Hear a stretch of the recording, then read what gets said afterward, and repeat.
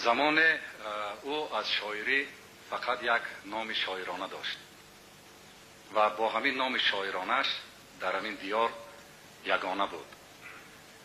بعدا بزرگ شد و گلی سری سبدی مجلس و محفل ها شد و پدر و مادران با امید و هوس چندان نامش را به فرزندان خود دادند که همین دیار پر از نام او شد. لیکن حاضر هم یگانه است، گلرخسار صفیه. بزرگ خوش اومدی. جات خالی بود. در این دیار باید یا دور بره یا بمیری که دوست داره.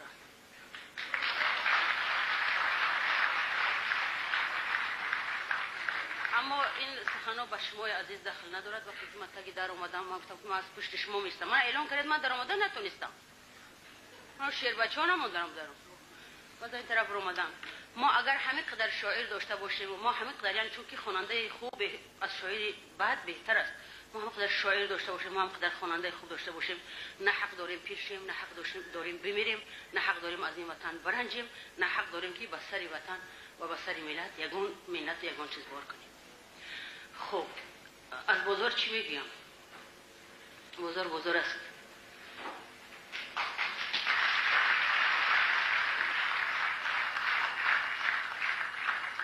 من اصلا نمیخوام که بازار تربیه کنیم. بازار ما را اگر تونه تربیه کند، اگر نتوند اون چی که بگوید ما همچون اون چی که بازار گفته قبول باید کنیم. شاعران اصیل اینا در دم همه فاجعه ها قرار دارند. لورکا را باید بیارید. وقتی که فرانکو آمد اولین شد لورکا. اصلا لورکا از بازار صابر خیلی نرم بود. از بازار صابر خیلی مردی مثلا با سخنش فهمیدم میگفت، دانستم میگفت، از خانش بردن گم شد. خب همه برق ها و همه انقلاب ها اول از دل شخصیت ها میگذرد. خواه وای استای خوب چوبتراش باشد چون که و ایجادکار است، خواه وای شاعر باشد، خواه وای عالم باشد، خواه وای قلمکش باشد. اون چی که از سری ما گذشت نه تنها از سری بازار گذشت، از سری همه من گذشت. این یک فاجعه بود که ما آماده نبودیم برای تحملش. ما بسیار شاعرای نازپرور بودیم. همین بازار البته میگفتیم که بازار از هممون اذیت دیده است، از ساختار، از همه بچه نازپرور همین ساختار با همین بازار بود. در کیم کجا بود ما کوشش میکردیم که جایزه رودکی بگیره، دادنش. در کیم کجا بود شعراشو میخوندن، در کیم کجا بود دخترها براش میسوختن چون علاوه سر میدادن.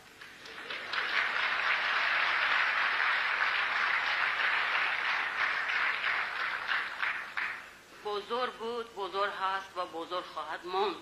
بازار ملت ساخته است.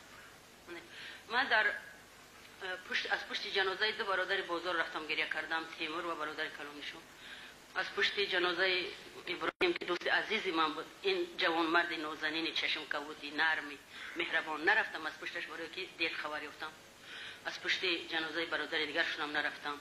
من میخواهم بگم که هر ضربه که هست قسمت به سر شاعر میزند، چون که تا یک سخن یک طلای از معنی وی و از دل وی از خون وی بیرون بیاید. من درباره گفته های آخری نوشته های بزرگ که بسیار در گردشان سر صدا است، همین چیزا میگم که برای آدمای با عقل از درون اونجا هر چی گفتن شما ممکن. اونایی که نمیخوان چی نمیوان خیلی نخوانن شما. لیکن مشت نزنه دیگه به سری بزرگ که دیگه سر ندارد که مشت ما را تحمل کنه.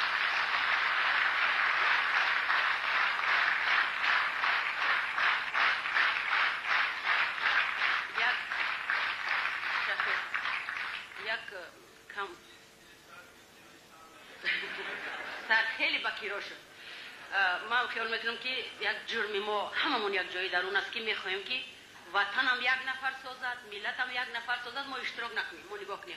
همون پتیزده خانه منم باید شاعر روید و باید همون تریزا منم باید شاعر آمده شاید یا که رئیس جمهور آمده شاید، نه که خود ما باید هیچ کار نکنیم. انمی خطای افضلی ما و شما. وطن یک نفر دو نفر ساخته نمیتونه. حتی یک آدم ناشناس میمیرد چند نفر او را گریه میکنن، حتی آدمای ناشناس. برای همین دیگر به سر شاعراتون سنگ نزنید که یکون که در این وطن دیگه سنگ هم نیست برای زدن به شاعرها. هر کی را سنگ و چنگ افتد مرا گیرد نشان، زنده بادا پیکری آباد در ویرانگی. درباره خودم گفتم، بازار درباره خودتم گفتن ممکنه باشه.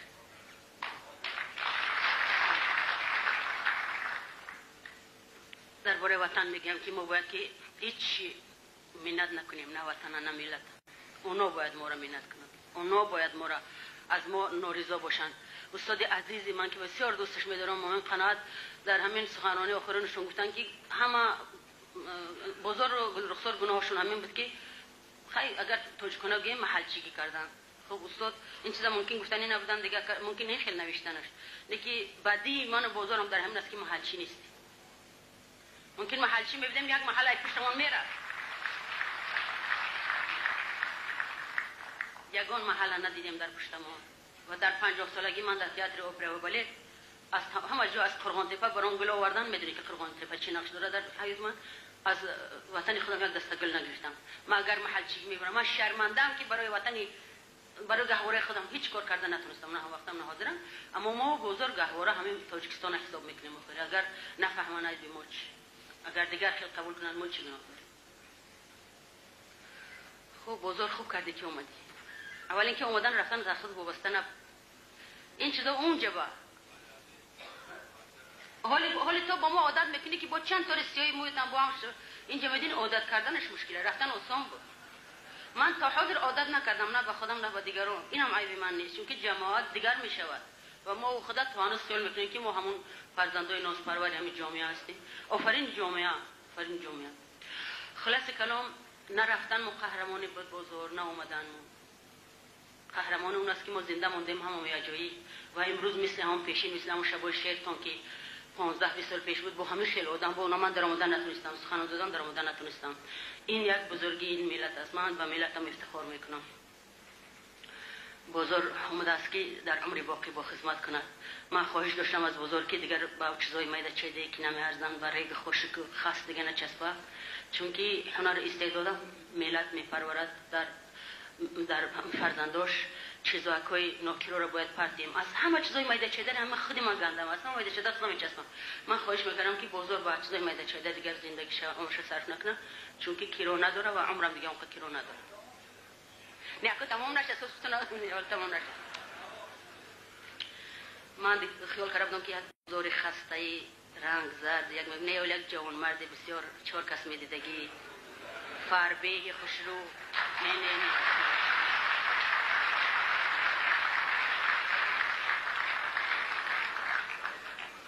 بزرگ کی باز شعرهای ما رو نشنیده است. من درباره این بزرگ میگم که ما در مسکو فراری بودیم، بسیار عذاب کشید. بزرگ عذاب کشید، هرچند که نه برای جان دیگر دوستا همه یاردمشو میکردن.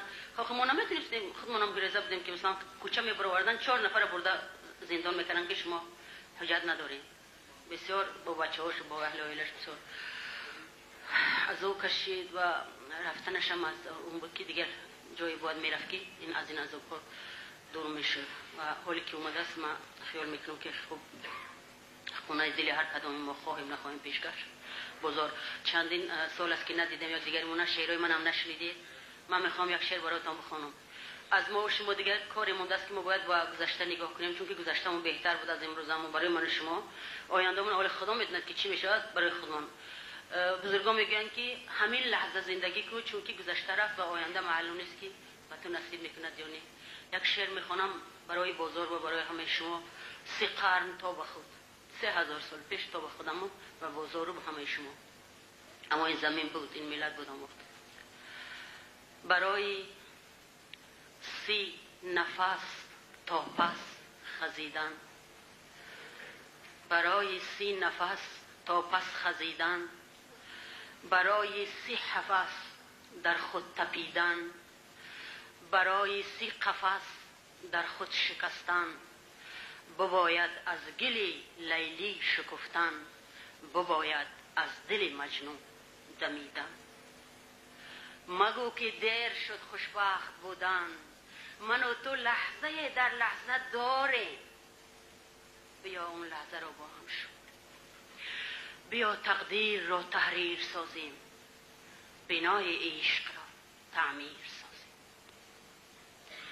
بکف پیمانه بشکسته عشق، بپا زولانه تحسین و تحقیر. دو بدنام و دو ناکام و دو عاشق، به هم آییم در آینه وقت، زلیخای جوان و یوسف پیر.